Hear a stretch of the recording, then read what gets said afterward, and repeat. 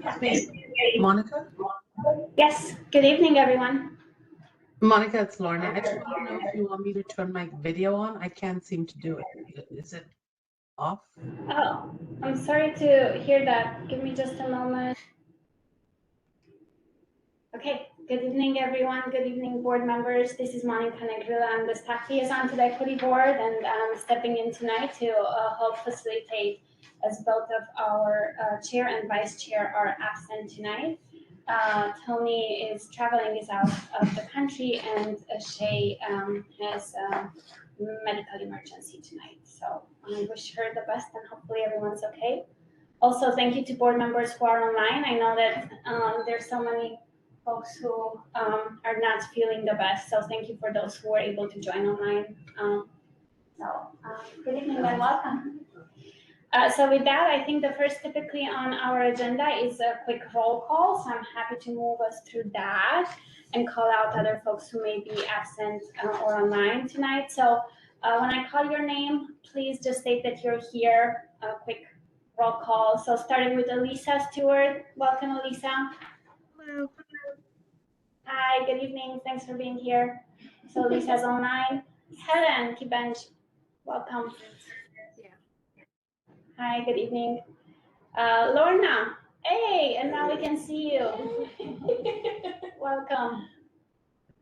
Oh, but now we cannot hear you, Lorna. Call your assistant back. My tech assistant came and helped me. Thank you. There you go. That's awesome. Thanks for being here. Lucrecia. I'm here. You're here. Thanks for being here. Hope you feel better soon. And Ray, good evening. Good evening. You're here in person. Yay. Shay's absent tonight. Tony's absent tonight. Christina, welcome. Buenas noches. Yay. So board members, Christina is here with us tonight. She has her headphones on. She hears the interpreters in her headphones. So remind me to slow down. I always remind everyone to slow down, and I'm the one going fast. Okay, Kelly, good evening. Good evening. And Pretty, good evening. Good evening. Okay, board members, we have quorum and a great group of folks here. We have folks in attendance. We're going to have some public comments next. And then we also have guest speakers from Right to Breed, James Whitfield and Paul Wally. I'm excited to introduce them to you in a few minutes as well. Okay, so before we introduce our guest speakers, we have public comments, and our friends from the Baha'is of Issaquah are here. So please join us. We would love to hear from you and give us updates. Okay. Just grab a seat. Stand. Okay. Grab a seat, stand, whichever, yes. All right. Wonderful. Good evening, everyone. My name is Sabo Mohanian, and it might appear as though I'm looking for every excuse to show up here, but it's so wonderful to have such a wonderful equity board. So it is, it's partly true maybe that I'm looking for an excuse to come here. But this time, in effect, we have come here for an invitation to invite everybody on the board, all the members of the board, as well as all the guests, to a dinner party, very informal. And the purpose of it is to talk about community building, so that we learn from you what you see in terms of community building. What does it mean to us? And it's not going to be academic discussion of any rigorous study of any kind, but it's very informal, and it's supposed to be joyous and for dinner. So the important thing, and we also want to use arts for expression. So instead of going into very detailed, intellectual study, and maybe there's going to be some intellectual discourse, who knows? But the important thing is joy and artistic expression. So that's the purpose of it. And even though I've come to the board, but really the purpose of it is to invite the members. So, all of you are here because you care about this topic. So it's not really the board we are inviting, we are we are inviting all the members. And have I said everything I should have said? And really, we are also hoping that the youth would play a major role. So this invitation is not just to you as members, but please bring your kids, your teenage kids, yeah, children, and so that's what it would make it fun and a real learning, because they are the ones that are going to be really taking part in community building. So. Thank you so much. We so appreciate it. Thank you. Our pleasure. And I'm Ted Lucas. My part is just to add on a teeny bit. And we've been here so happy about the formation of the equity board over the last year. And it's almost like a little celebration, like seasonal since December anyway, to have a social and a dinner that people could come to with their families and stuff. And the idea is to talk about building community, like how to do that. We all want that. The question is we don't know exactly how to do that and what does it look like. And that's why we thought we could have some food and social, and then break into tables and just do art. And hopefully that's why the teenagers and the kids could be there too. And then we could share what we think it looks like and just talk about it like that a little bit and celebrate everything that's happening in Issaquah and all the aspirations that we have. Thanks. Oh, thank you so much. Oh, one more thing is that please look at this as not just an event that is going to happen once. You're hoping to do this as a process, actually. So as we do it, maybe once a quarter or so, just a few times a year to do this and see how our, learning starts to take off from there. That's awesome. All right. Thank you so much. Thank you. And board members online, and those of you who are not here, you will receive in the email the invitations that we have here in the room. And Lucrecia, I see your hand up. I was just going to ask for the date and time. Ah, wonderful. So Saturday, December 3rd, 5 p.m. Great question. Thank you. Thank you.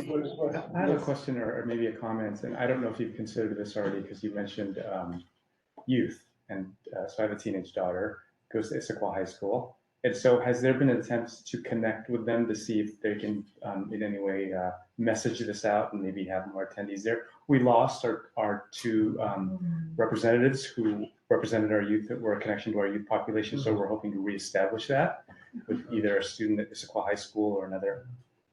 My son's at the high school also, so Okay. let me work with him and them, and I know the school people and all that. So we put out invitations. Yeah. It's a great idea. Yeah. And with some reference to equity board, is also being invited and share ideas and contributions from everybody together. Yeah. Great. Yeah, if we could work with you on this a little bit, we can maybe, follow up a little bit on it. Yeah. Sure. Okay. That's great. Thank you. Thank you so much. And so, good evening. I'm not sure if I met you before. I'm not sure if you are with, and we know Ted and Saba and Farah. I'm in the same community. My name is Ita Mungate, and I came in Issaquah Island for 2 years. And before that, in this Issaquah for probably 11 years or so. So nice to meet you and welcome. Nice to meet you. Okay. Well, thank you again for being here, and yeah, feel free to stay with us or feel free to go about your evening however you would like to. Okay, board members, so that concludes our public comments. I don't see anyone else online or in the room. And so with that, our next agenda item before we introduce our guest, it's really quick, the approval of the minutes. If you had hopefully a chance to review those, please let me know if you see any needs for edits or corrections. I'll give you a moment to look them over. And if there are no edits and no objections, we can just consider the minutes approved as presented. Any objections to that? No. I see none. And I see none online. So, okay, we'll consider the minutes approved as presented. Thank you so much.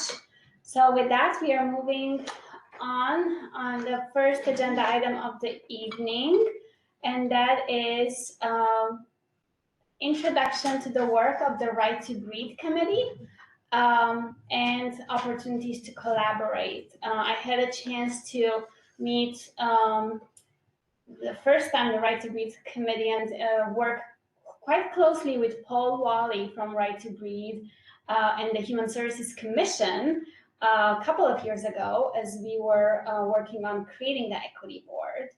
And so I realized that the Equity Board really did not have a chance yet to meet with the Right to Breathe Committee and learn about their work in the community and in the region. So I thought that especially as we are putting together our 2023 work plan, I think it's a great opportunity to hear from Paul and James and really to have a discussion and look into opportunities to collaborate. So with that, James and Paul, I don't see Paul anymore, but there he is. Welcome. Thank you. Please, would love to hear from you. Paul, you want to kick us off? Sure. So for those who haven't had the chance to, privilege to meet, my name is Paul Wally.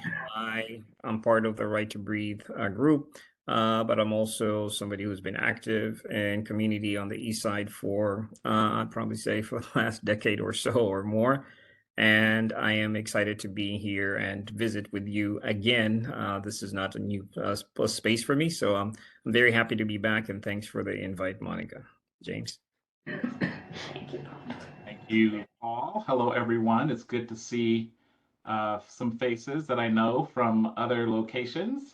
Good to see you, Kelly. And also some folks that I have various relationships with.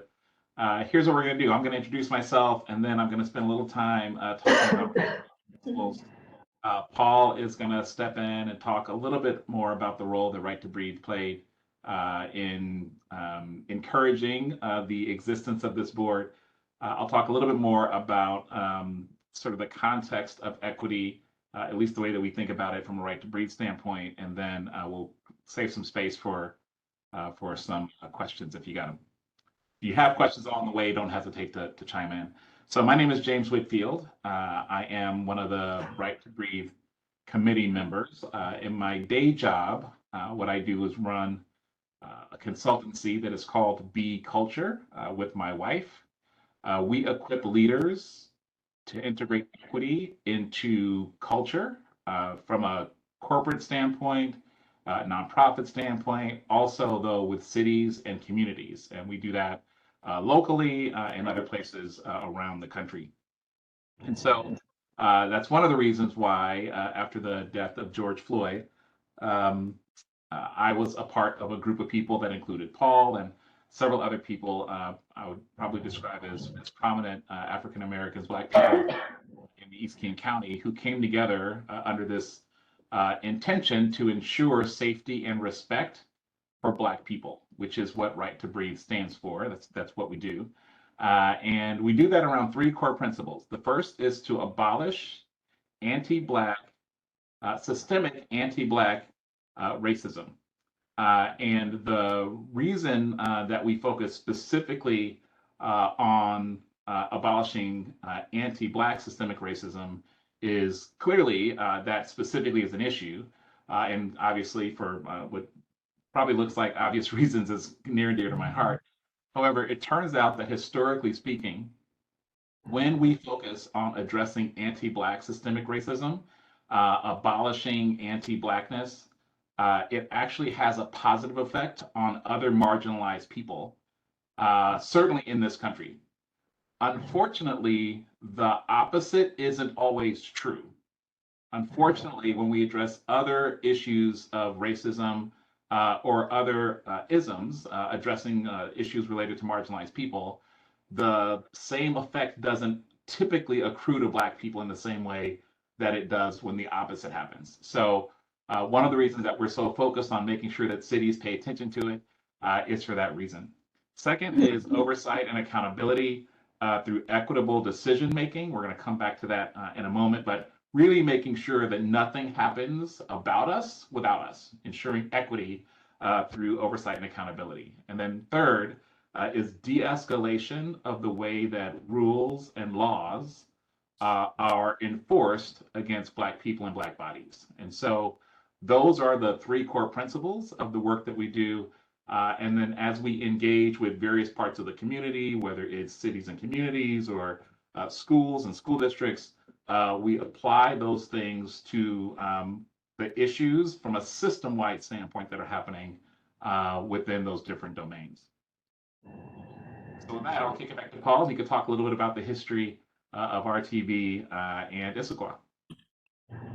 Yeah, so I think for some of you who have been here with the Equity Board from the very beginning, we appreciate some folks who I remember from back in the day in August 2020. I think that's the earliest recollection I have as far as really engaging when the city of Issaquah, set up the, and this is one that I always have a trouble stating, so Monica, you may need to help me, but they set up the Police Accountability, Equity, and Human Services Action Plan. I believe that's what they called it. If I missed something, then my apologies.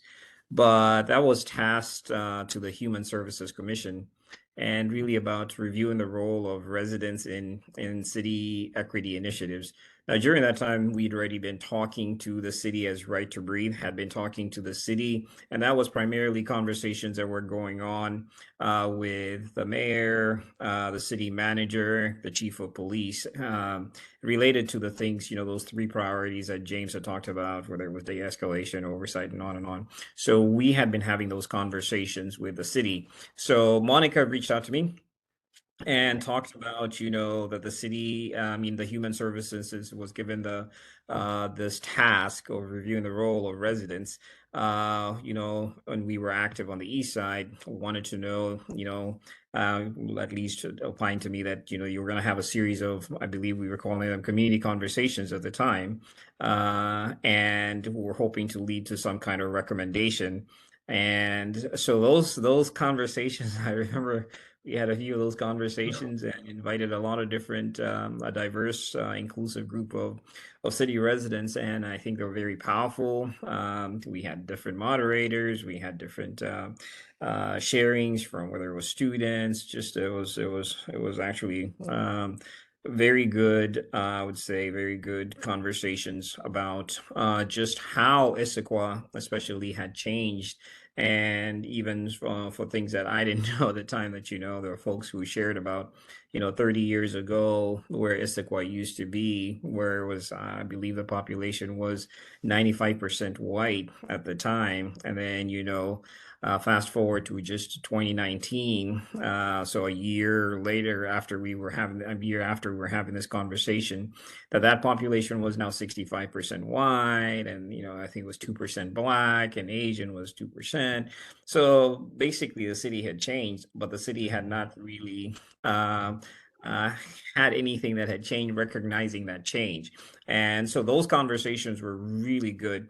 This led to, I think, May of 2021, where a recommendation was made to the city that included the creation of an equity oversight board based on these conversations that we had. Now, during that time, there was still some very active conversation going on with the city with Right to Breathe, and so it was always interesting coming back where you hear what the residents and the citizens of Issaquah were telling the Human Services Commission, and this almost disconnect sometimes in the conversations we're having with the city, whether it was about how the city engages school districts with SRO program. I know that was a big one, and we had many what I would call spicy conversations with the chief of police at the time, Scott, We had more spicy conversations with the mayor, Mayor Pauly at the time, related to, is there an understanding, or, there's a level of education that needed to happen. But the best thing about all those conversations, I may describe them as spicy, but they were fruitful. So they were fruitful that something came out of it. They were fruitful, or I would say they were generative. And I would really allow the city of Issaquah for the times where they said, okay, we're going to stop and pause and do our homework or do our education and come back on this issue that you pointed out that seems to be affecting or harming, especially people of color in Issaquah, that maybe we looked at it from a different paradigm or a different lens. But in May 2021, I think the city, whatever the proposal was, the city proposed some revisions, if I remember that time, Monica.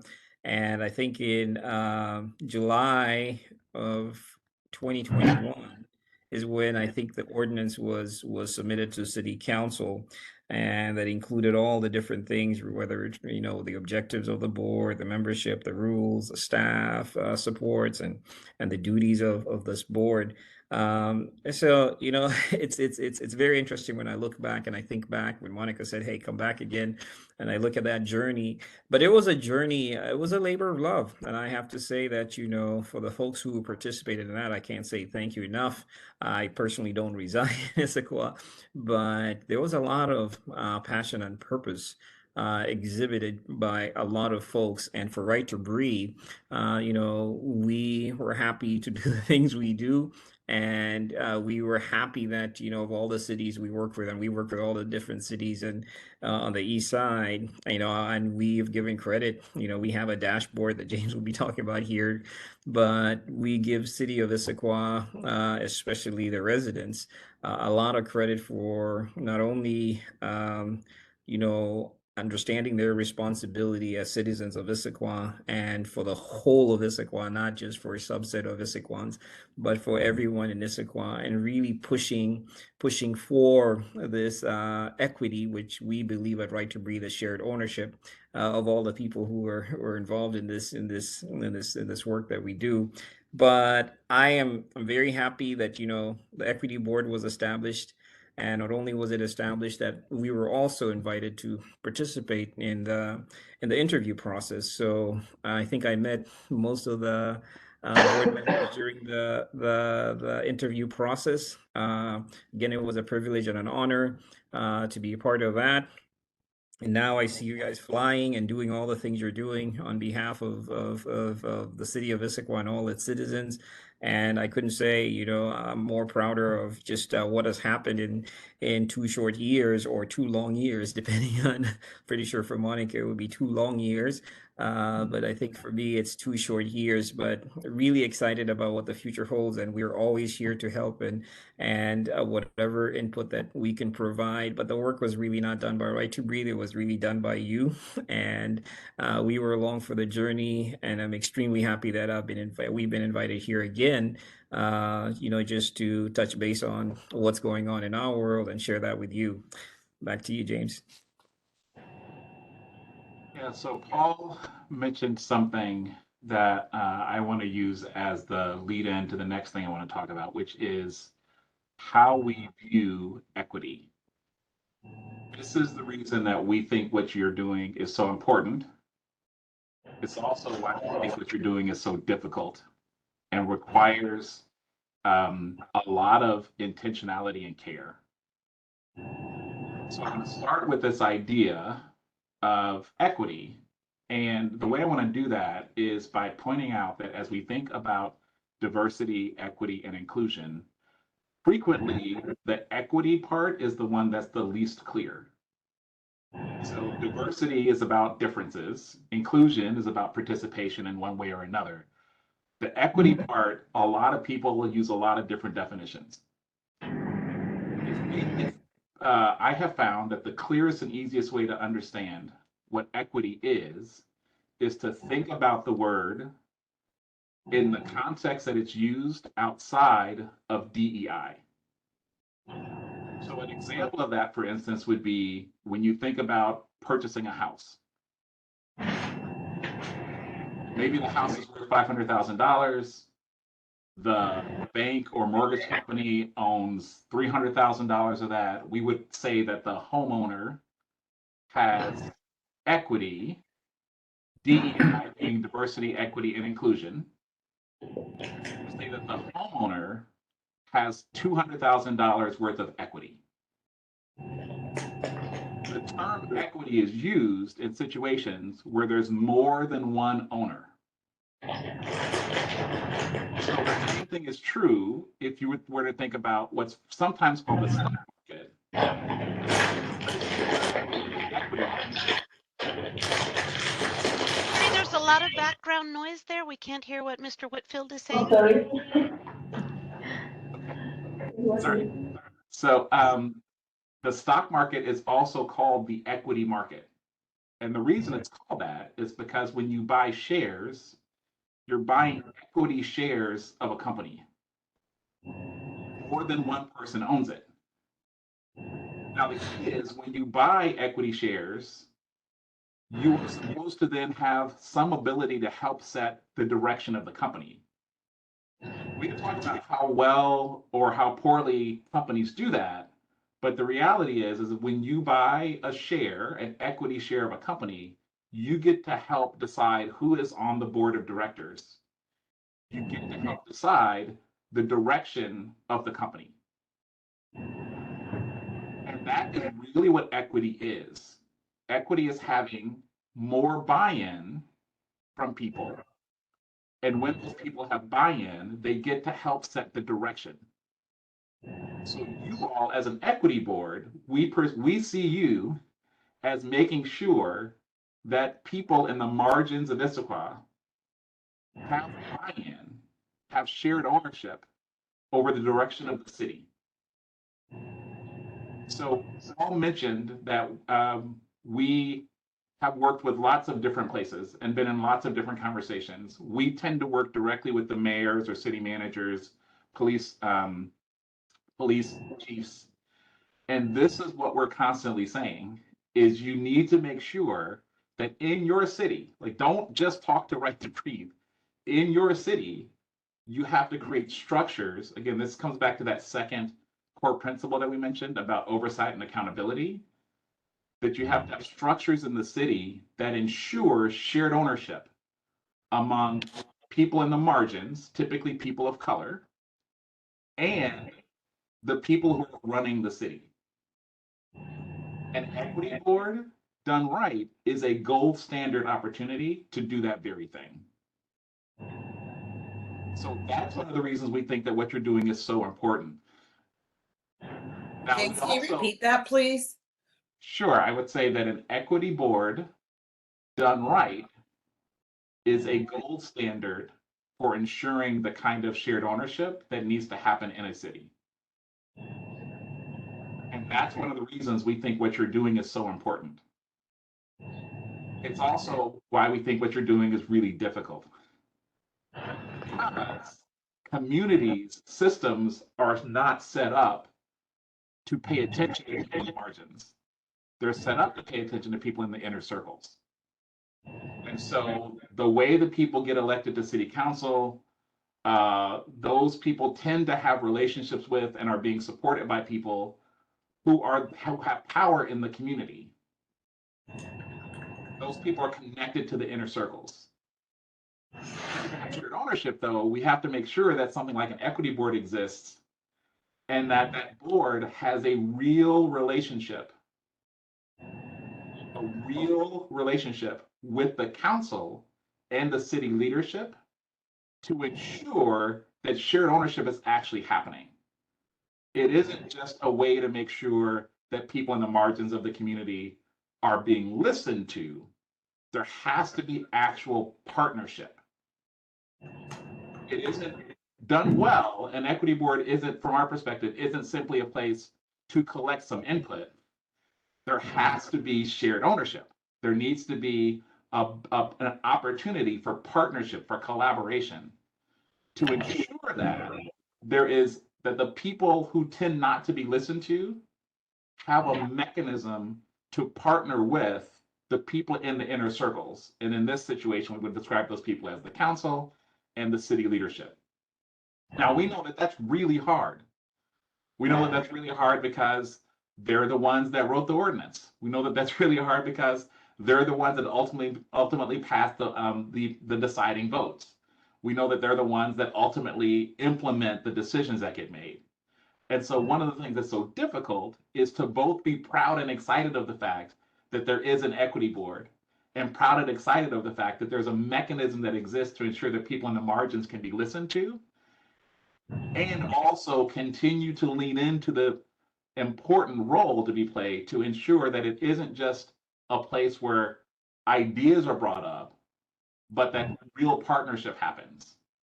And again, we understand that that's difficult because of the way that power dynamics work in cities.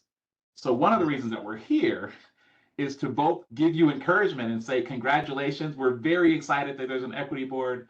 Again, Paul mentioned that we have dashboards. We indicate across those three core principles, there are a set of policy objectives that we encourage, and having something like an equity board is one of the key pieces. You're the only city that we've been working with that's actually gone as far as to create an equity board. You're one of the only ones, I think, in the entire state, so congratulations. Some other cities have done some other things we also think are really helpful, so that's why they, get the ratings that they get. There are other places, by the way, that aren't doing anything, and we try really hard not to talk too much about them. But we know that that is also true, right? So one of the difficult things about making progress is to be able to both appreciate the progress that's been made and continue to be dissatisfied knowing that we're not there yet, right? To hold both of those things in tension. And again, this is one of the reasons why we're so excited to be able to come and talk to you all to say, hey, you're doing a great job. And to the degree that there are things we can do, people in the community can do in order to support what you're doing to ensure that that true shared ownership is happening between you all and city leadership, or you all and the council. We want to make sure that we are here supporting you in your work. All right, there's more things that could be said. However, we wanted to make sure that there was some time for Q&A. And so, Paul, did I leave out anything before we open it up for questions? No, I think we are ready for questions if you may have any. James and Paul, thank you so much. As I let board members think about questions, I so appreciate having you here. Recently I said to someone as they are entertaining ideas for how to start equity in their cities, and I said, the reality is the deeper you go, the harder it gets.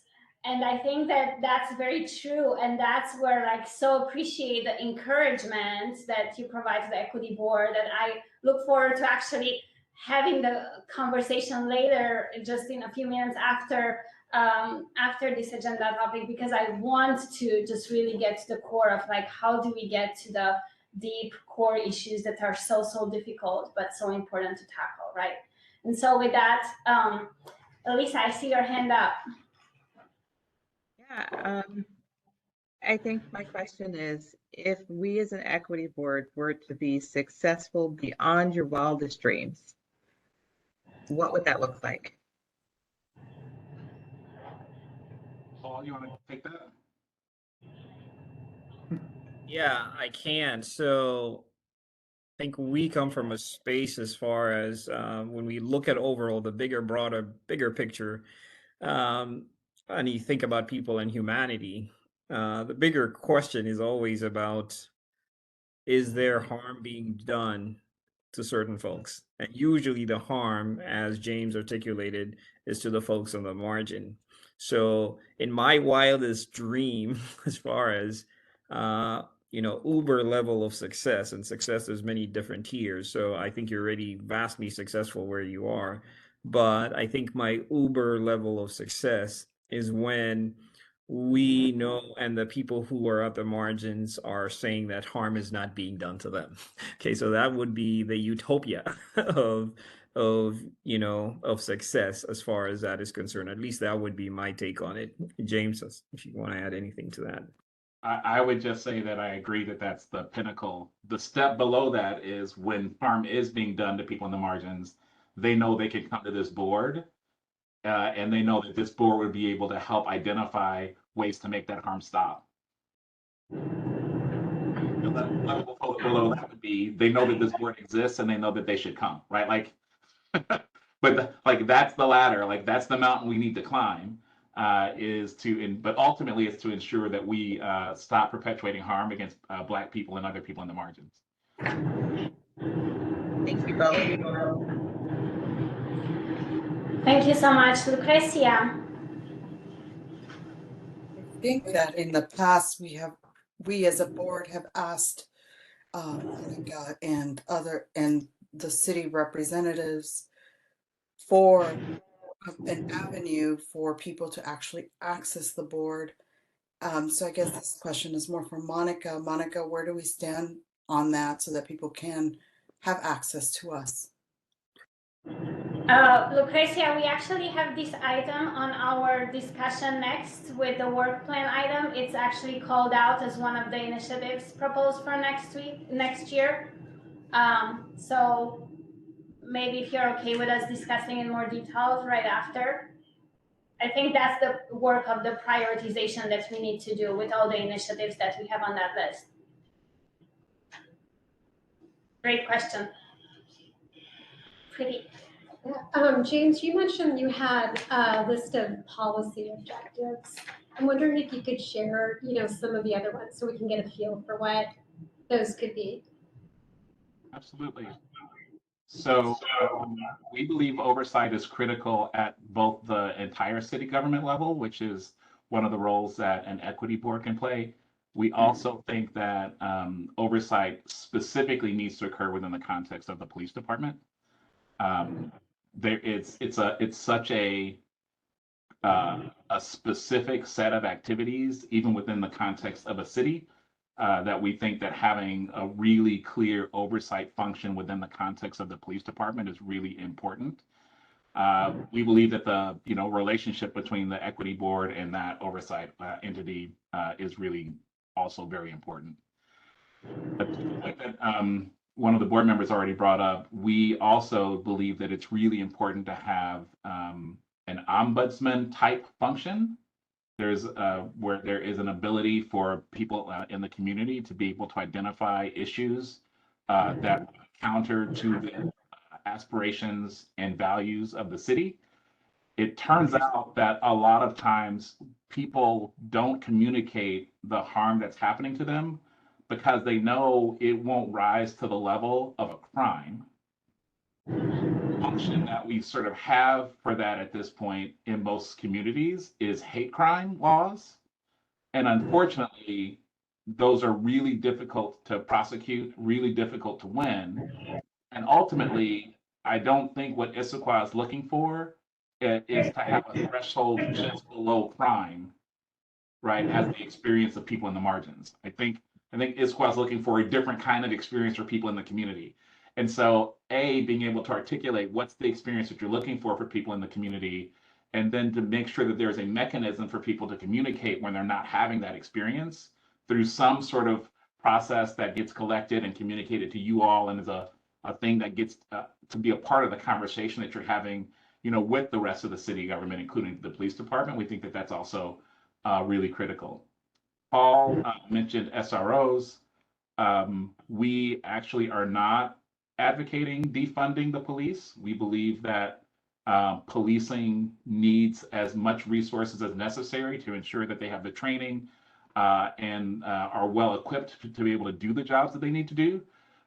There may be things that they're spending money on now that they could not spend money on. I mean, that's certainly an opportunity to do something, but that's not a part of what we're doing, is necessarily saying that police departments need to be defunded. We do, though, know that every day that there's an armed officer inside a school, that the Black children in particular in that school are experiencing harm. And unfortunately, the response that we get when we talk to police departments and city leadership about that is an agreement and understanding that that is what's happening, that some children, simply by being around armed officers every day do experience psychological harm. We don't get very much pushback from that.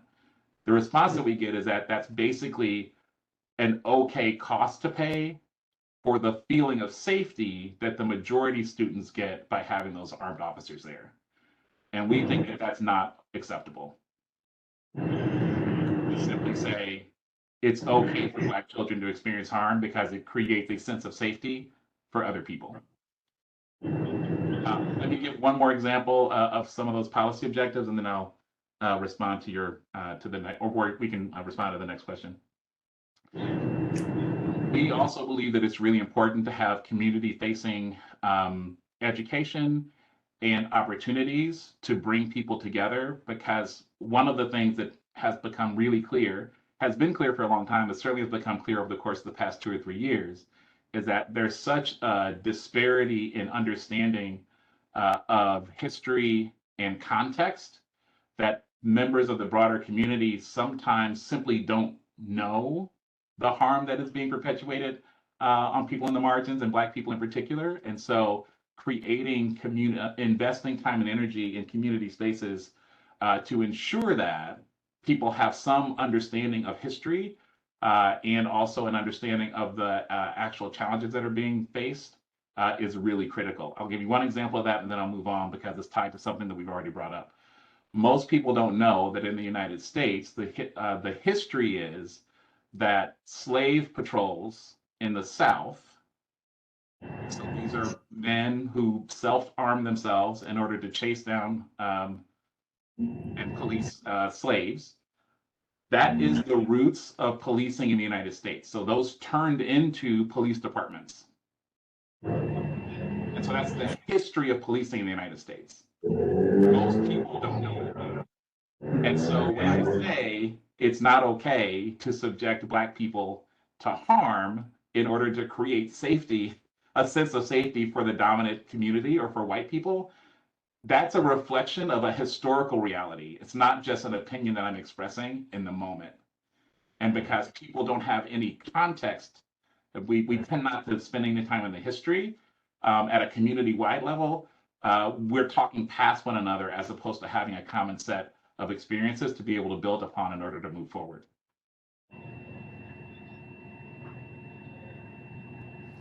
Thank you, James. Elisa.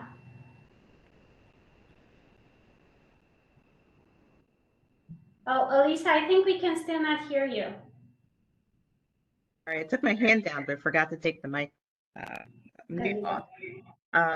You made a statement in there about an ombudsman function for the community to be able to raise items that don't rise to the level of crime. I was recently in a session presentation by the Anti-Defamation League, and one of the things that I really appreciated was they mentioned having a part of their website where they collect incidents, and they specifically used that language because they wanted people to be aware that it was important to report things even if they did not rise to the level of crime. And so I just wouldn't know if you would drill down a little bit more on some suggestions for how we might be able to accomplish that. Inside or outside of the equity board, but just in general, how we could accomplish that. Paul, I'm happy to keep talking, but I realize I've been talking for a long time. So do you want to? I can jump in. So some of the things, and I would encourage you to look at our website because we do have some of these policies posted. But just to your question directly, there's, outside of what you say doesn't rise to a certain level, looking at just retailers and public accommodations, that's one of the things I know we've been talking to different cities about and really talking about, okay, so especially in the business side, we for people of color, and if you were not aware or did not know, yes, you could be walking in a store and either you're seems like you're hounded around as far as what are you doing, what are you, whatever. So we have terminology for that, as far as, excessive calling out, just people, people on the margin, Black people doing their businesses in business, especially businesses doing that. We've had examples of that on the East Side, and really calling it and saying, hey, how do we work to make sure that this is not happening? These are some of the things that happen, but can we post signage for patrons to call the ombudsperson when these things happen, when this kind of harm is being done to folks who are they're in public accommodations, or they're in retail businesses, and if they feel like they're being singled out or followed around, or whatever you can, whatever terminology you may want to use it, that there is a place to go. And I think James talked about it a lot, about the shared ownership, where there is a mechanism to partner with the people in the inner circle. There is a place where you can go, and that something is going to be done about what's going on. And for us, as far as strategies related to that, some of the things we've shared with cities is saying, hey, is there a way to track, just to your point about tracking businesses that engage in excessive calling, and if there's a way to terminate their business license based on they continually call on people of color or minority groups because, well, for whatever reason, whether it's their unconscious bias or their racism or whatever it is. But those are some of the things that, if I just gave an example. But, if you're having an ombudsman, we also hope, and we've encouraged people to say that and James mentioned this, there is an oversight board that can publish these things, that there is hopefully a rating, so that even as people of color are visiting these retail business, they can check out the ratings and know where I don't need to go there if there's going to be some harm or potential harm done to me.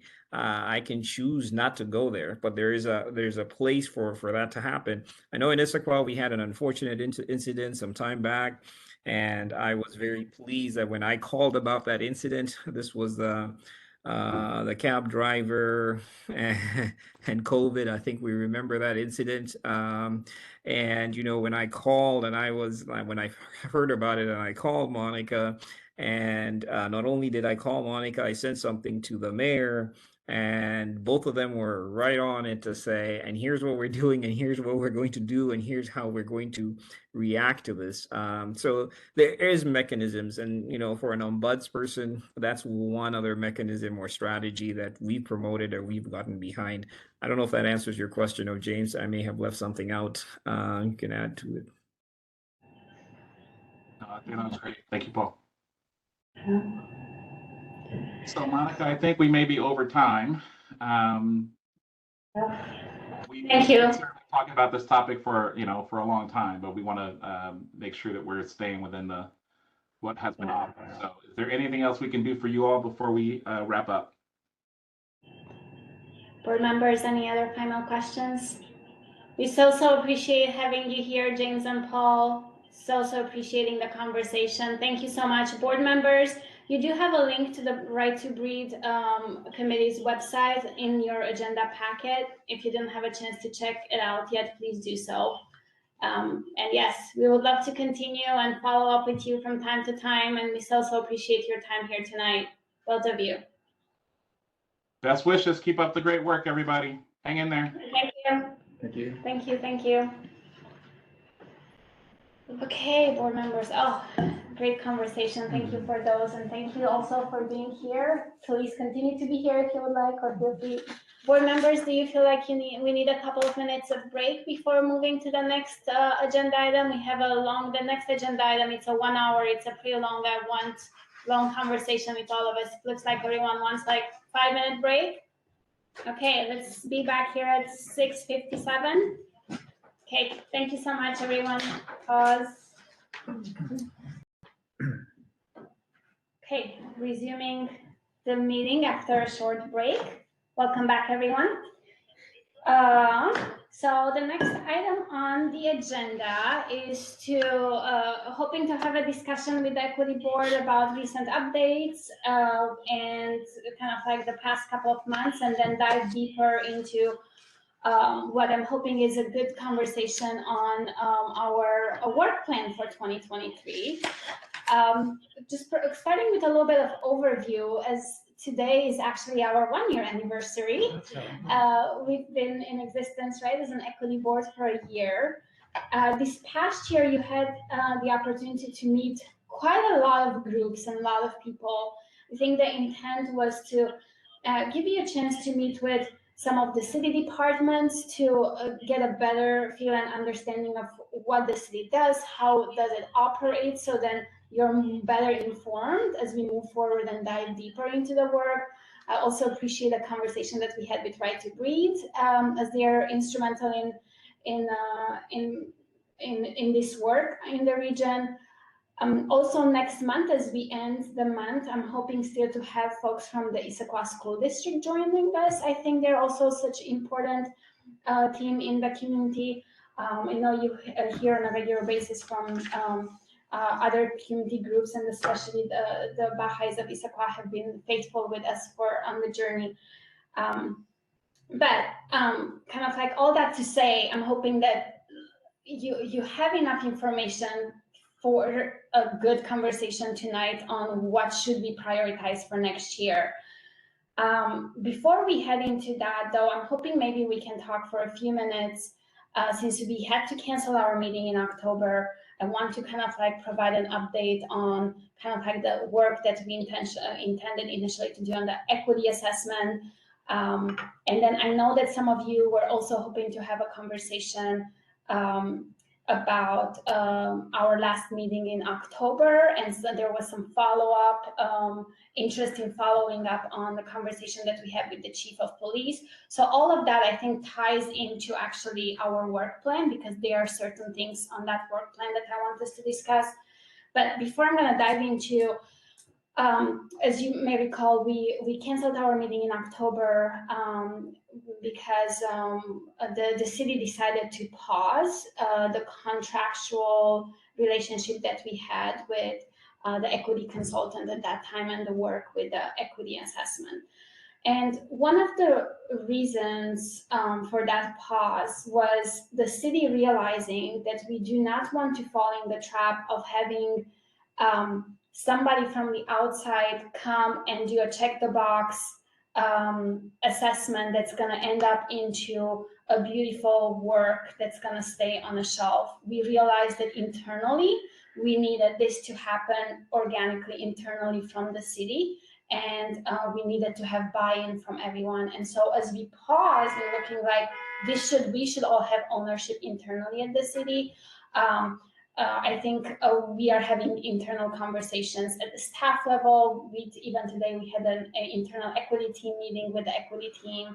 Our senior leadership team has a retreat in a couple of weeks. And so discussing the same item on how can we all work together. I know the equity board, as it was formed, again, in human services, initially the role that we were assigned was the community-facing initiatives. Internally, our human resources department is taking on the internal equity initiatives. There's an opportunity for the board to also have a say on the internal equity initiatives, and so for us to figure out how much and what's the best approach for that. So we just felt that it's better to take a pause, look at internally on how and what to do best, so we do something that's meaningful and not just a check the box assessment. So that was the reason for like pausing last minute. And so I think that as we also have the conversation tonight, and such great timely conversations that we have with other community members and the city, I think we want to naturally work on this together in the next few months, and how to best do that. And I think you all are going to be instrumental in informing that. So that's one aspect. And then the second aspect, then I think we can decide, and as we can dive a little bit into the work plan. I'm happy to put it on the screen so we can all see and share it so we can all see it on the screen. What you're gonna see is just an initial phase, and I intentionally put like 3 colors because I see 3 different parts, right? You're gonna see, and I should share it.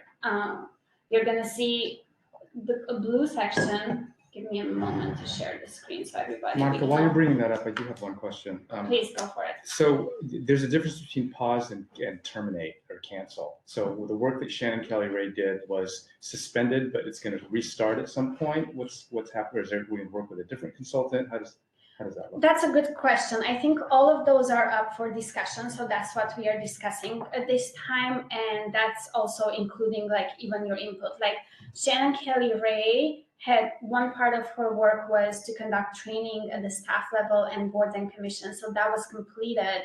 And then now with the assessment being a bigger and more important, diving deeper into all the city departments, that's the question. I think that everybody and the senior level leadership and all of us need to look at, like, are we still going to do it with a consultant, and is that Shannon? Are we going to do it somehow differently? Are we going to do it internally?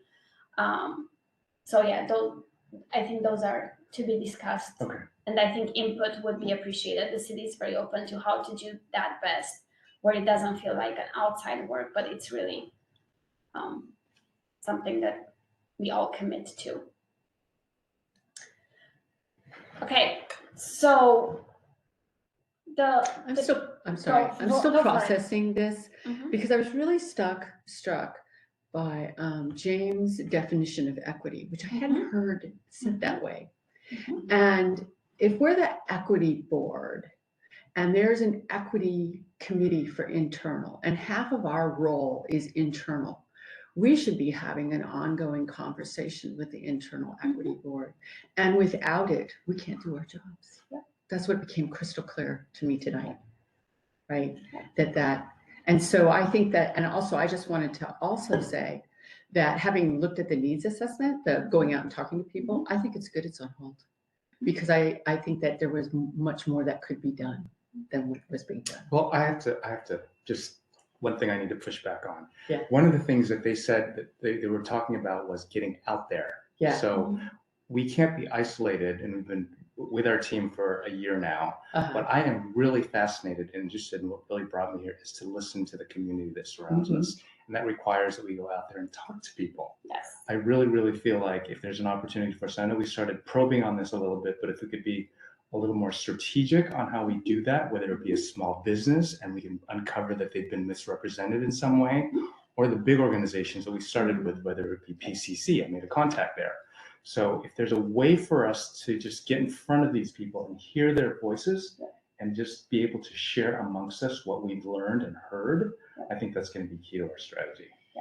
And that's both of you, such great comments. And I think that's exactly, we need kind of like a guiding star, right? Like, let's look through what we want to do. So then with that, we go, if it's businesses that we use as a priority, let's go and talk with businesses, you know? If it's internal, and I totally agree, Kelly, we should have closer conversations with the equity team. And again, full transparency, what we realized at the city is that we started on 2 parallel roads, and those roads cannot be parallel, they're together, right? Yes. So as we, you know, like initially the intent was great because we said, this is too big of a body to be done by one group or one person. Let's divide it. And you human services lead the community one, you human resources lead the internal one. But then we realized like you can't have one without the other, right? Yes. And we started on the parallel road at the same time. Last year, as we created the equity board, it was also the moment when the human resources entered into a contract with our consultant, right? And so now, as we continued on the parallel road and we said it cannot be a parallel road, that's when we said, hold on, wait a minute, we need to somehow marry these two. And that's why you even see at the top, I have as a placeholder, and I need to make this bigger somehow for all of us, it's human resources and equity team collaboration. I have that as a placeholder. I don't have a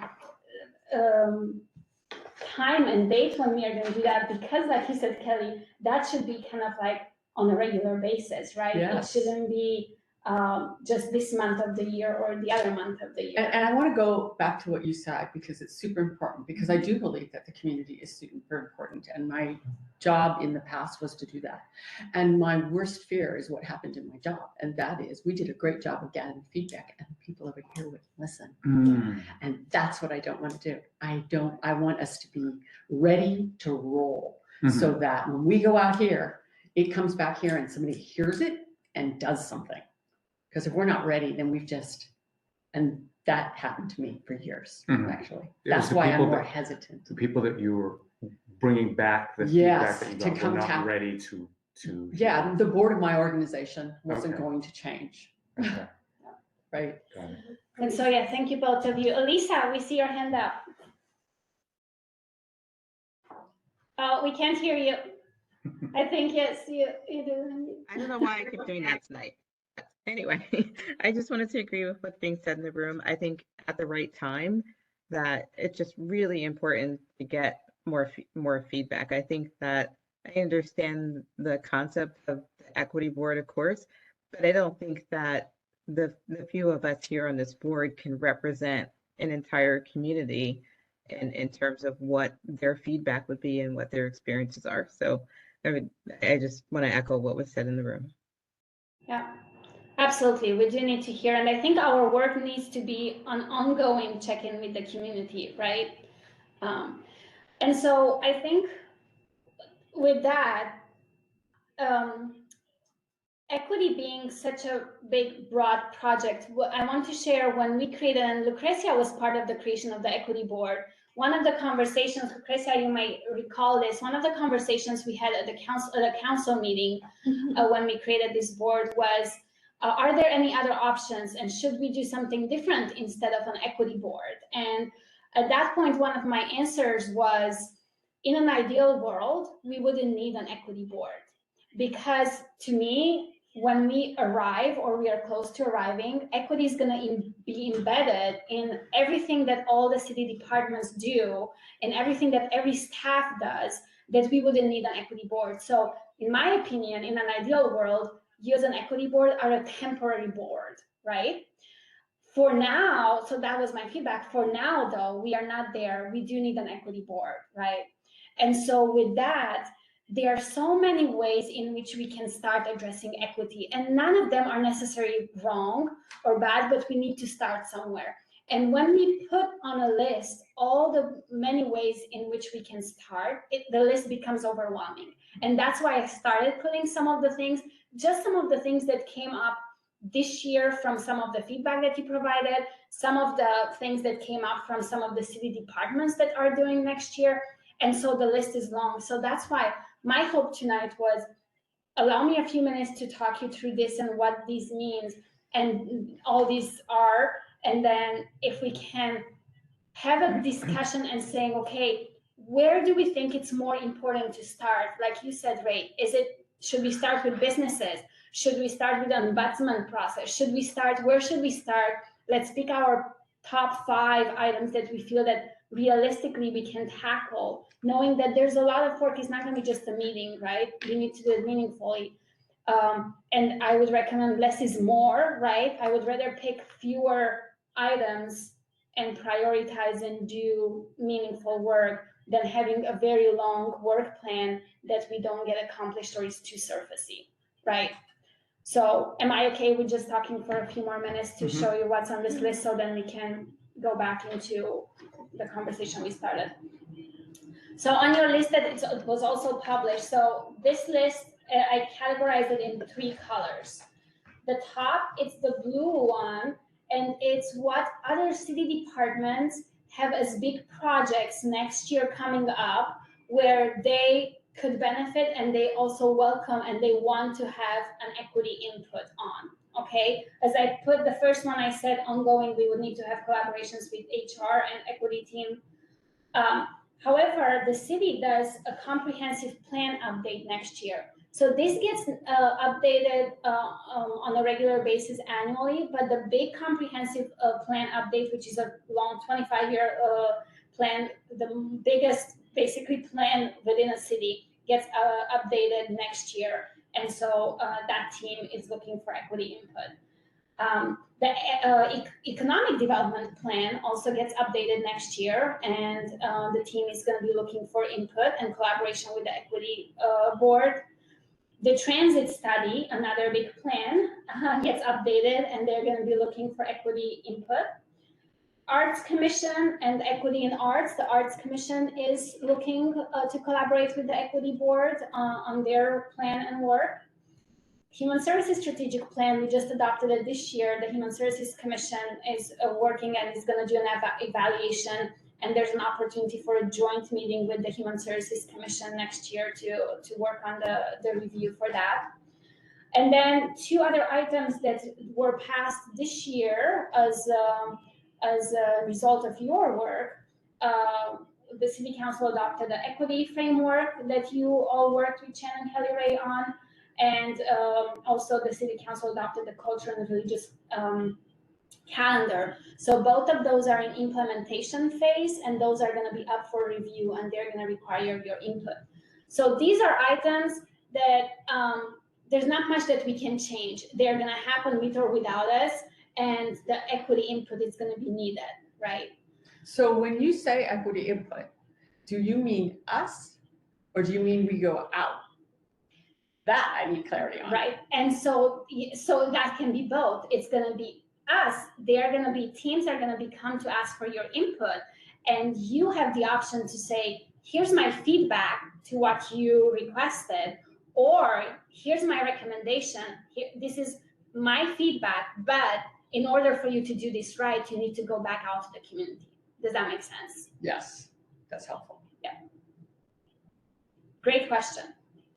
So that's why you have, like, anytime somebody comes to you, you have that's your role, an opportunity to say, this is what I think, or I don't have enough information. I need this and this and this type of information to inform you, or you need to go out to the community, you need to check in with it. This is my recommendation.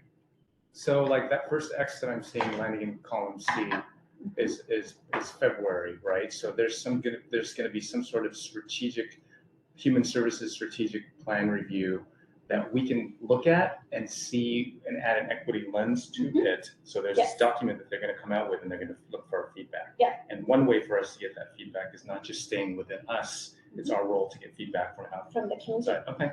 Or is it to make recommendations that they go out to the community? Yes. So they have their own team that might do that. Okay. Yeah. Got it. Yeah. So that's why, like, you're not going to be able to do it all. Like Pretty said, it's going to make recommendations to the staff. Like, you know, that's kind of like your role. It's almost like train the trainer, right? It's for you to start instilling in staff that might not be aware or have the awareness of how to apply an equity lens and what they should be doing, right? Okay, so this is that. We can't change much about this, right? The next section, this is where I hope the bulk of our conversation is going to be tonight. It's in the green section. And these are all, go ahead. Can we ask them to use the equity framework when they hand us the plan? Yes. Okay. You can even ask in Yes. advance to come Yes. prepared with having already the equity Yes. framework worked on that. Yes. Yes. Yes. Yes. Or if they didn't, then you can even do the exercise with them. See, I'm so excited. I think it's like, we are getting there. So 2 sections. That's why this is the one where I'm hoping to have the bulk of the conversation. And these are work plan items that were proposed by all of you in either meetings that we had together, in individual conversations that I had with all of you, or they came up in different events that we held this year. And I'm going to come back to this, but I just wanted to continue with the overview. This orange section, or whatever color shows up on the screen, it's the cultural events that we as a city committed to recognizing. And again, we are going to be working on them regardless, right? And we can come back to them. We can add, as an equity board, you can add more, but I wouldn't recommend taking them off just because we committed publicly that we are going to recognize them, right? But you can have all sorts of roles in the cultural events. You can have direct organization and participation, which you all wonderfully did last year, for example, with quite a few of them. You can just be attendees. You can have all sorts of roles in that, okay? So are we okay then now talking about the green list? And I think what I want to do, I want to just go through each of them and then let's pause and come back to discuss, because I'm hoping to prioritize. As you see, even just with the blue section, as you see the X's, we would be busy enough just with the blue section, right? That's why I didn't even put any dates or proposed anything in the green area yet. But so number one, bias in business customer service. This came up at the Juneteenth meeting, and after, where African American community members feel sometimes followed in the retail and businesses. It also came up from Right to Breathe as being one of their priorities. And I think there's an opportunity for us to really consider a community education event where we work with businesses and we address bias in customer service and in business. And actually, I have some ideas on even when to do it. For example, if you want to, I'm just going to say it, as we talked about cultural events, for example, coming up in February, it's Black History Month. Historically, when we did cultural events, maybe we did a panel of conversation or we did some other events. Why not have a trainer? We invite and we pay for a trainer who does a community training with businesses on addressing bias in business, for example, right? So there are ways for us to tackle those. But so that's one item, bias in business.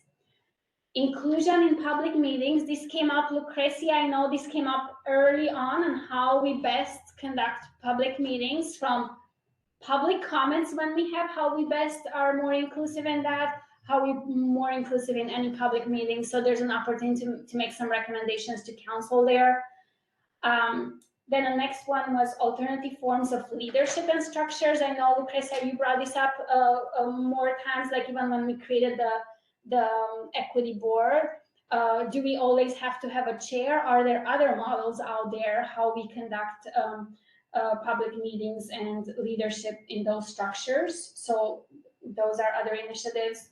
Representation in public offices. This came back and came up, and actually even in conversation with Mayor Polly, she would like us to take it on if we are interested in how do we have people run for office, and how do we have representation, and how do we increase representation for that.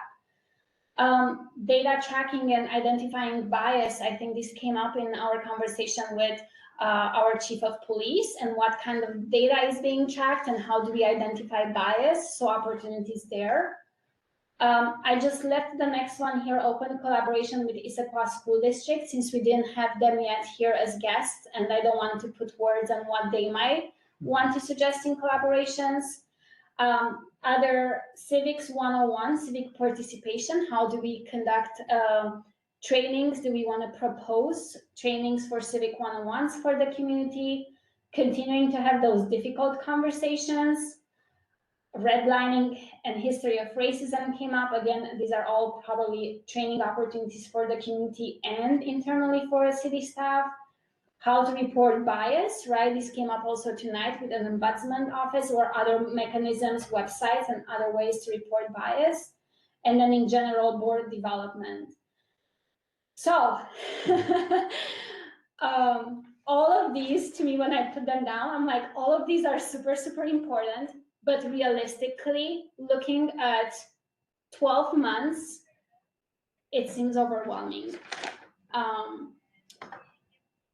So what are your initial thoughts, and how would you like to go with even a criteria for prioritization? Lucrecia, I see your hand up. Yes, so I just wanted to clarify that for cultural events, I guess I see us more as just attending them in general. And so I don't see them as part of what we're trying to do with regards to the work plan. And but maybe other people feel differently about that, and that's the only thing that I wanted to say, so that we can put those things kind of like in the parking lot of, yes, it would be nice if we could attend them, but realistically that's not what our charge is. And so then focusing on the green area as well as juggling the blue area. That's it. Thank you, Lucrecia, for that suggestion, and I'm going to open it to the board for thoughts. That's absolutely something that's doable. I know that when we created actually the community engagement committee, that was one of the roles assigned, and we had actually quite a few board members participate actively in organizing Pride Month event, Juneteenth event. But you're absolutely right. That is something that you can say, you city staff, you can continue doing those. We as an equity board, we are going to focus on the other items, and that's absolutely doable. And that reminded me, what I didn't notice here is I didn't want to create a work plan for the community engagement committee, because naturally, once we have the board's work plan, then the role and the work plan of the community engagement committee is going to naturally flow, right? But yeah, great conversation, great suggestion, Lucrecia. How do other board members feel? Are you okay with just putting the cultural events in the parking lot and not worry about them, and just worry about really the green and blue list? I do, but I'd like them on the calendar, like marked off what month it is, because it helps determine workload, The vision, right? yes. Even just showing up, right? Yes, great. Or great having idea. a table there, so. Yes. And I would also like to add that there's an understanding that there are cultural organizations that can ask or approach us for our participation, like they did this past year, right? Like maybe excuse me, hold on. Sorry about that.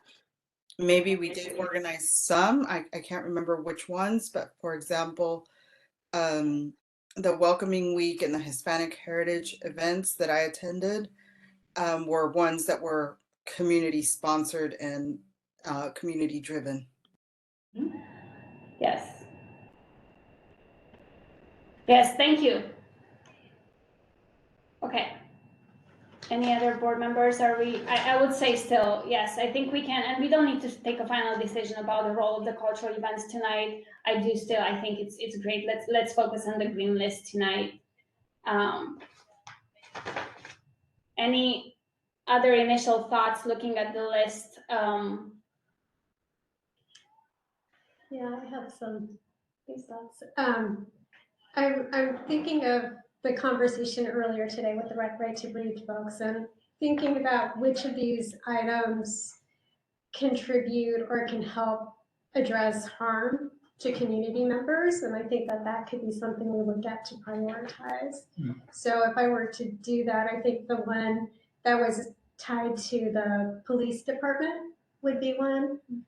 And I think many of us see opportunities to, work with the department there.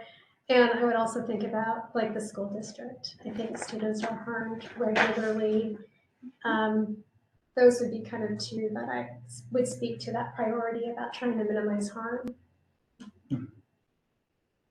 There was some, Monica, there was some data that was shared last year to really help us understand the lens of what's going on here. I don't know how much that has changed, if they're going to do a similar one, because that was one of our first meetings where there were some graphs shared about what the population and the landscape looks like. If that's part of that data piece, I think that should happen early on too, that assessment. And the demographic data. Demographic data. For the city, yes. Okay. And I think the data tracking here, I think here we would want to dive deeper than just the demographic data. I think the demographic data, like knowing like who's our community and the representation, I think it's helpful. But also with that, I think we also need to look what's missing, right? Like one of the typical conversations that we have, like, well,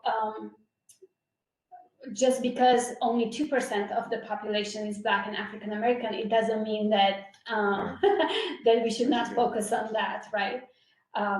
here in data tracking, I think we have an opportunity to look internally at the city and what other city departments, I know the police department came up as one, but also perhaps even other city departments, and how do we track data and how do we identify bias in that data, right? One of my passions, and hopefully one day we just finish the budget process, but can we look at how we budget in an equitable manner, right? For example, right? Or like we are part of our human services division, it's part of the parks and community services. It's the biggest and largest community facing department. We have several divisions from pool, community center, senior center, Pickering Barn, and events. All of those, farmers market, all of those are community facing. And how do we address equity when we communicate every day with the community, right? So how do we track data? With who do we interact? And just are we missing if we don't interact with everyone? Is it because that population does not exist, or is it because we don't know how to reach that population, right? And then when we reach that population, and let's say there's a language barrier, what do we do and how do we interact with those community members to best serve them? I gave that as an example, but so that's why for data tracking, I'm hoping that we can dive deeper. So for example, if that's one of the items, I think that's going to be more than just a one meeting, right? We would want to we are fortunate now to have an excellent data analysis and business analyst at the city, invite them, work with them in between meetings, and just have a baseline of what kind of data we track, and then have a conversation on what kind of data are you interested in tracking as an equity board. And so I see it kind of like as a multi-month, quite a good big project to look into, and then identifying like, oh, we see some biases here that then are going to inform more training needs to be happen, changes needs to happen, and so forth, right? Thank you. Lucrecia, we see your hand up. Thank you. So one of the questions I have is in the form of an idea, which would be to maybe lump some of the proposed work plan items under one header and then prioritize them. And so, for example, for me, it would make sense to have Civics 101 be like the leading thing that would encompass discussions around public meetings, representation in public meetings, the history and information around the history of redlining and also how it applies today. And then also the difficult conversations. And, and so that way we have a major thing that we're working on and then prioritizing underneath that so that I guess we have like one item that would be representative of more than one of the different items that are in the work plan. Thank you, Lucrecia. What are some other thoughts from other board members? And I know not everyone had a chance to provide input yet. I don't want to put you on the spot, but would love to hear from you and your thoughts. Lorna, Helen, Elisa, Christina. Am I missing someone?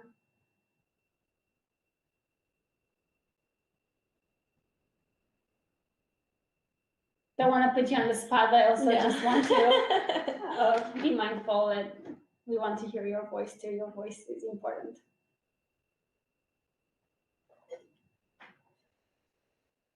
Yo estoy pensando en que no solo es como tratar de hacer ese vínculo. Tú decías que habláramos con las personas, ¿no?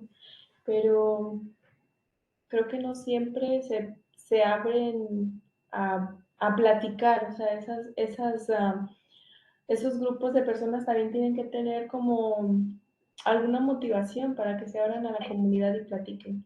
I think it's not just a question of forming the connections with the various members of the community, as was mentioned, but I think it's also looking for a way to maybe initiate those conversations or find a way into starting those conversations.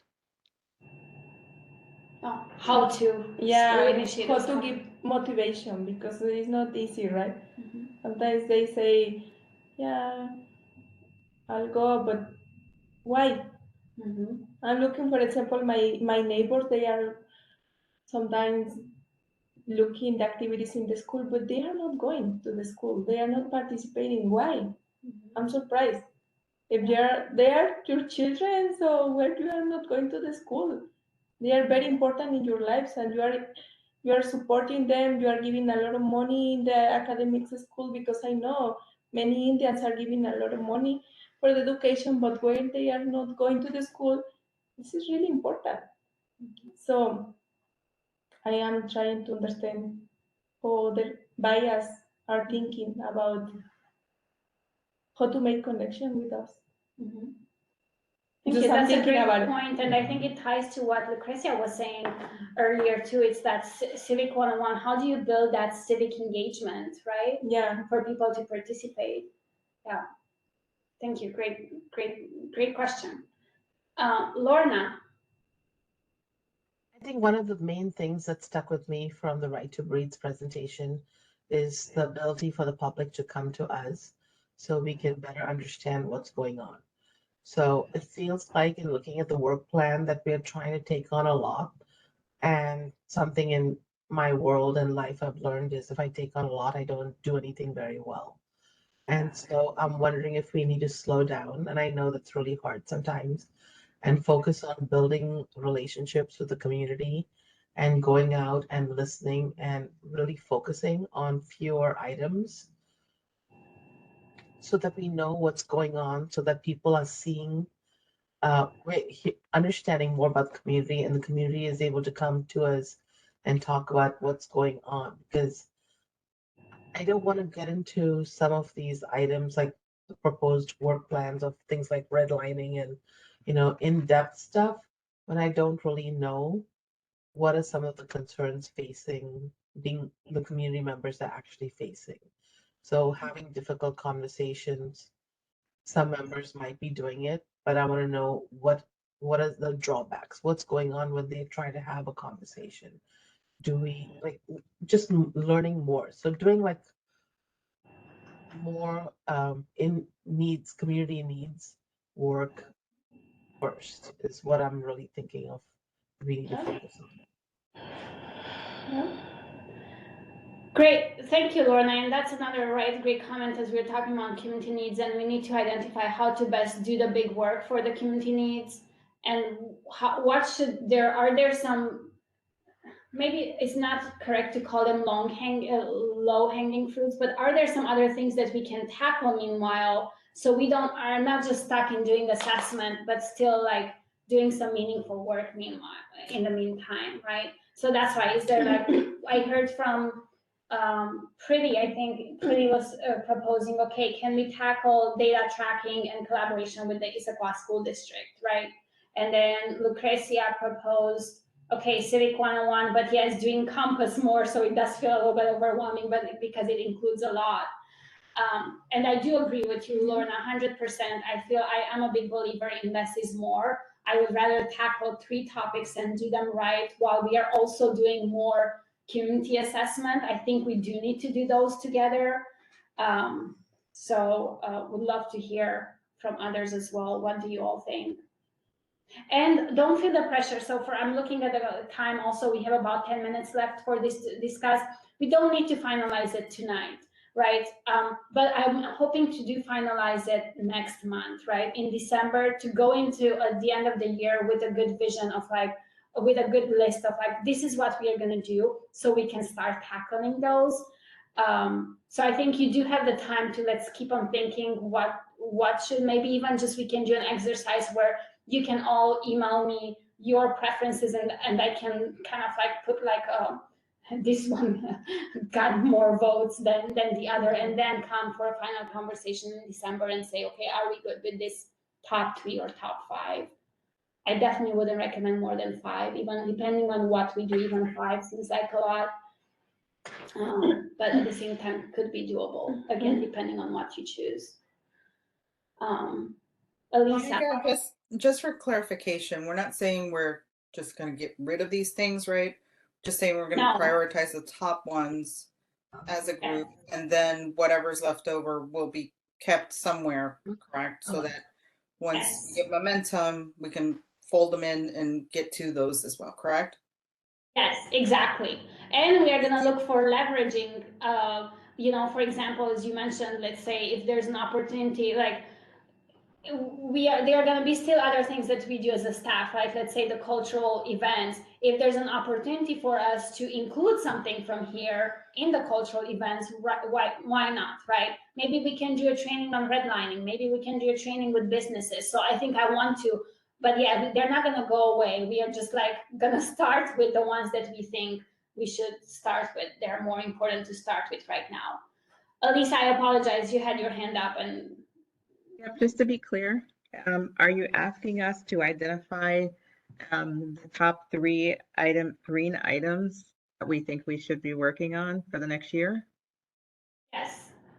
Okay. Yes. So maybe, I guess if we can all probably email that to you, then we'll have that prior to the next meeting, then we'll have that to work from. Yes, certainly, we can absolutely do that. Yeah. And if there are other thoughts tonight we have in the next few minutes, we'd love to have those as well. Yeah, so I think around community engagement, I'm hearing a lot of different things, and I wonder if we need to have more conversations about that, because when I think about it, I'm wondering who needs to have the relationships with the community. Is it the staff doing the direct work with community? So do they need to be doing the engagement so they understand directly what they're hearing so they can co-create solutions and respond to feedback? Or do we need to be doing the engagement to understand for ourselves? I think that's something we might want to just clarify, like who should be owning the engagement and the relationships, especially if equity board members are kind of going in and out of terms and things like that. So clearly I have an opinion, but I think it's a good conversation that we could have. Thank you for bringing that up, and we should have more conversation about it. And I think it's a struggle, and it's a struggle because you are the equity board, right? Being an equity board, you want to be inclusive. So it feels, I think, trying to put myself in your shoes, I think it doesn't feel right to make a recommendation or being the expert when you are kind of like the expert as who you represent, you are the expert. And so would love to hear other thoughts, but if I were as a staff to choose, it's the staff who need to build that relationship. Of course, you can also build a relationship, right? Why not?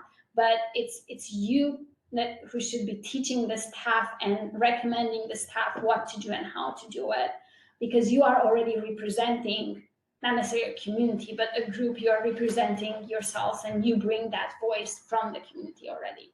Mm-hmm. But that is me and telling you already but it's a great question.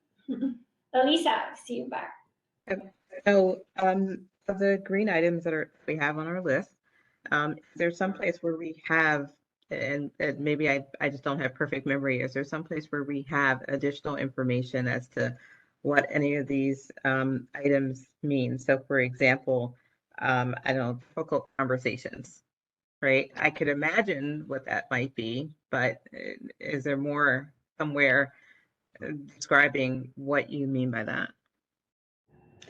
I didn't put more down in words other than what we just discussed tonight, but I'm happy to follow up with an email to kind of like provide more information on kind of like how I defined all of these based on input that we heard. Right. Like even just a few sentences for each would help give a little bit of color as to what you're meaning. Yeah. And help us to prioritize. That's a great suggestion. Thank you so much, Elisa. Yeah. And I think it was Pretty's suggestion earlier to also be thinking partially in terms of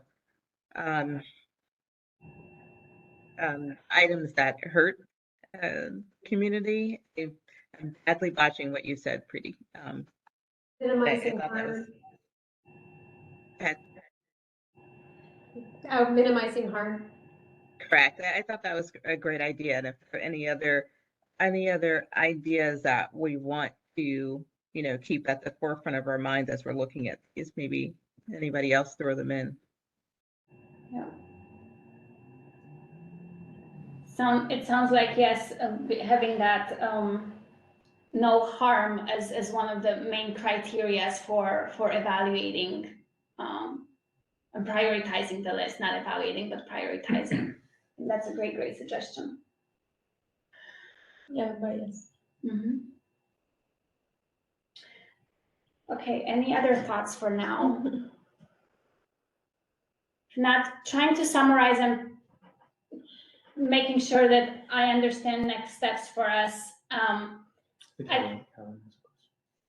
Oh, Helen? Oh, Helen, sorry, I didn't see your hand up. No, that's all right.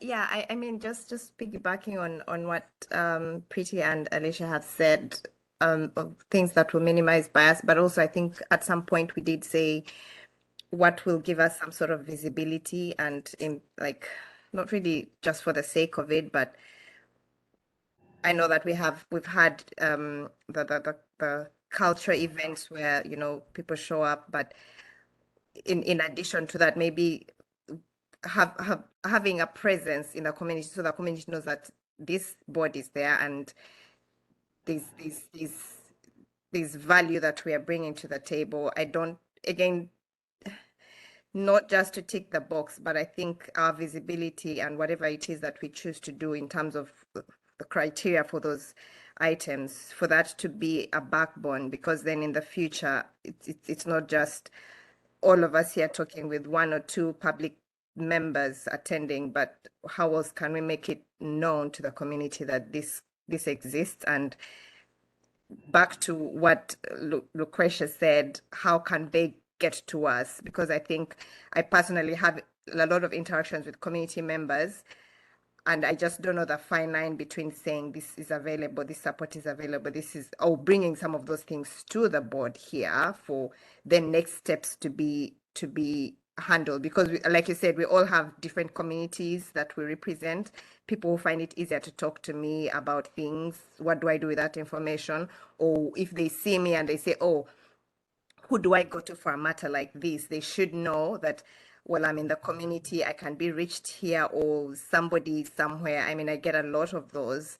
I think whatever will prioritize making our relevance known and where to go for help for different categories of people, and we are all represented quite intensely here, to sort of, then we have presence, and in the next 2-3 years, there's proof to show that there's work that has been done, and it's not just us knowing it with a few people in the Issaquah city staff who know what is going on.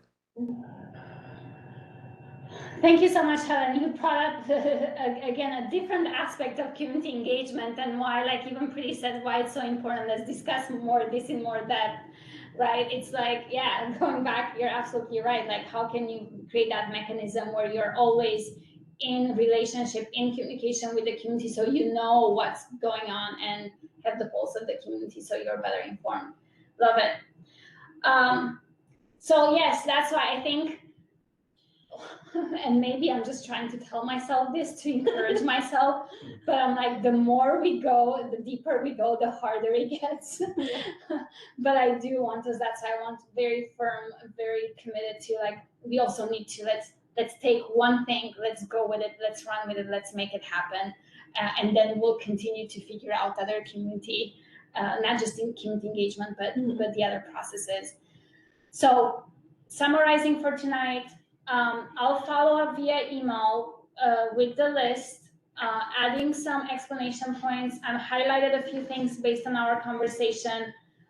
Let's try to finalize this in December. Again, the goal is to prioritize, not to eliminate, to prioritize 3 to 5 items that we can tackle next year. Once we have that, I'm happy to put together like a more in-depth plan and how to go about that.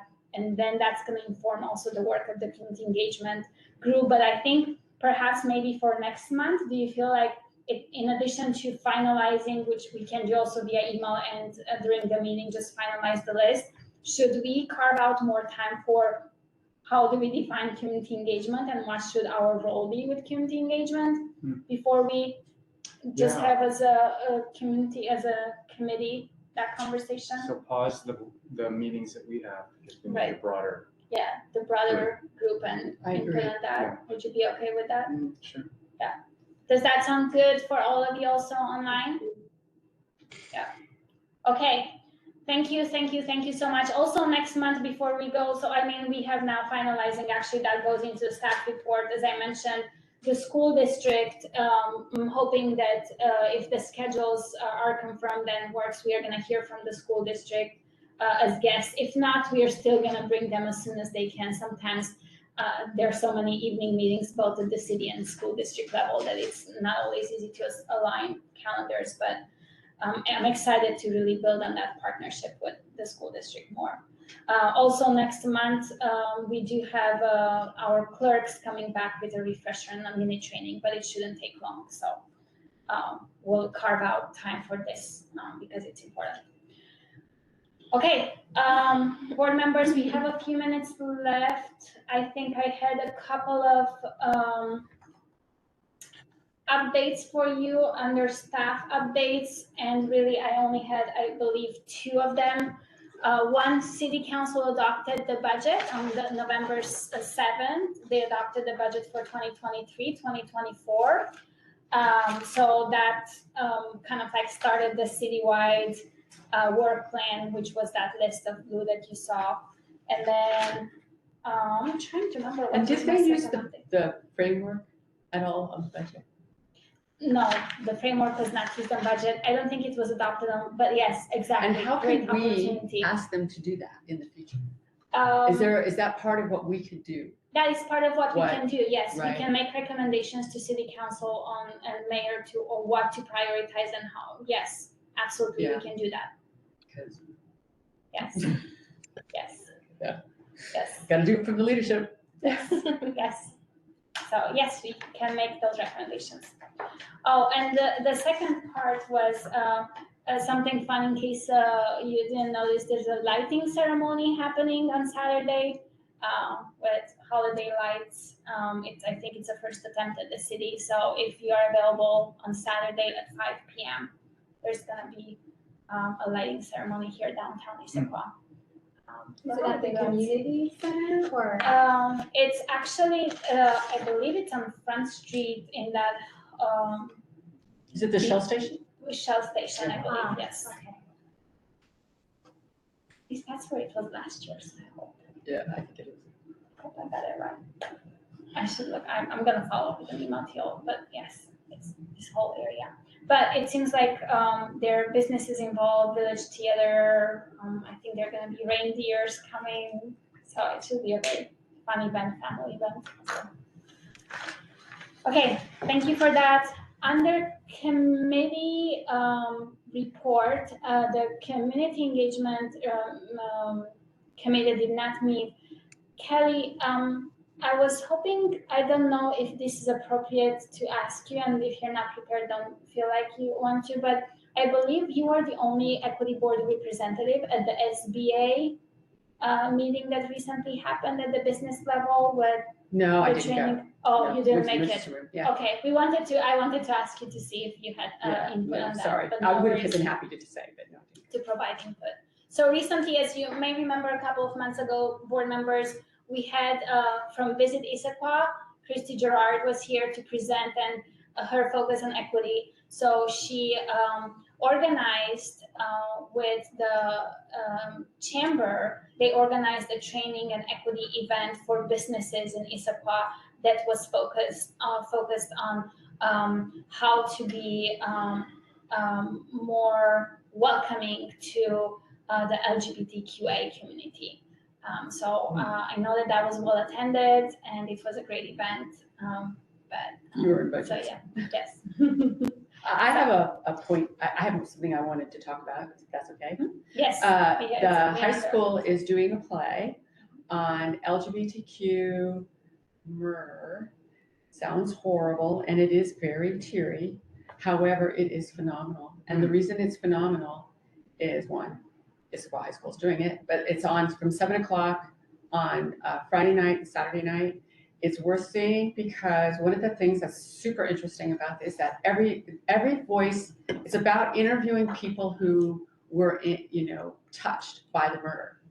And that includes people you don't like, right? So you hear multiple perspectives on what occurred in this murder. And it is incredibly moving. And it's also hard. I'll just make that real clear. It's not like a Christmassy fun, right? But it's very moving, and these kids do a phenomenal job. Where is this? At Issaquah High School, at 7 o'clock on Friday night and Saturday night. It was tonight too. Yeah. Thank you. If you have information, feel free to send it to me. Yeah, I can send the link. And I'll share it with the board. Yeah. Yes, that's great. Thank you. Any other announcements, board members, or any other things under other business for us tonight? Any other things that you would like to share? What's the next step on the chief? Yeah, so Or is that an action item? So I think it's one, we call that under data tracking, but if you would like to have something more specific, that would be a next step, right? There was some conversation in the background around meeting with the chief, at least a few people. So yes, we can, yes, if you would like, in addition, just to have another meeting with the chief, I know that she also welcomed if you would like to reach out to do ride-alongs with police or visit them, if that's an interest. You can either, so you have a few options. We can invite back chief to a meeting here. You can have a few of you go and visit with her and meet the team and do ride-alongs and get a better understanding of that. Or we can just tackle data and make, let's say if we decided data tracking and identifying bias is one of the priorities, we can start working and diving deeper in like what kind of data we would want to request from the police department to share or to try to understand. Right, to try to understand, right. So that's why you have a few different options, and maybe a combination of all might be great, because it would be great to also build a connection in the relationship with the police department. So yes. Sounds like next meeting. Yeah, when we figure out what we can actually do. Yes. Yes. But yeah, so that's why in the data tracking, I can explain a few sentences that's where this started, right? This was one of the topics, yeah. So, great. Other final thoughts? Or things to share? No? También estoy pensando que lo que comentaron hace poco es, lo comentaron los de... Yeah, a while back also, I'm thinking about the comment you guys brought up. I'm thinking about it. Cuando dijeron, está bien, vamos a defender a la comunidad negra y a, supongo, los que somos no blancos, ¿no? Pero también hay que cuidar mucho que no se caiga ahora en el otro extremo, ¿no? De que ahora quien sean los discriminados sean los blancos. Yes, so Blancos de that they were tackling discrimination against the Black community and also the people of color, but also one needs to think about not going to the extreme, and then we start discriminating the white people. Yeah, let's keep the balance.